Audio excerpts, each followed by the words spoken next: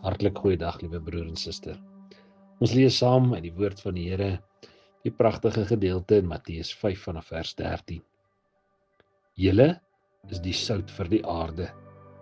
Maar as die sout sy smaak verloor het, waarmee sal dit weer sout gemaak word? Dit deeg vir niks meer nie, behalwe om buite gegooi te word, sodat dit deur die mense vertrap kan word. Julle is die lig vir die wêreld. 'n Stad wat op 'n berg lê, kan nie weggesteek word nie. Mens steek ook nie 'n lamp op en sit dit onder 'n maatemmer nie, maar op 'n lampstaander. En so gee dit lig vir almal in die huis.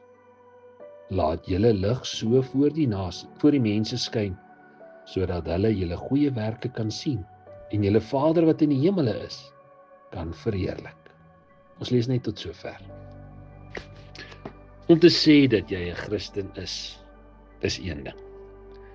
Maar om jou Christenskap te gaan wees, te gaan uitleef, dit is 'n volgende saak.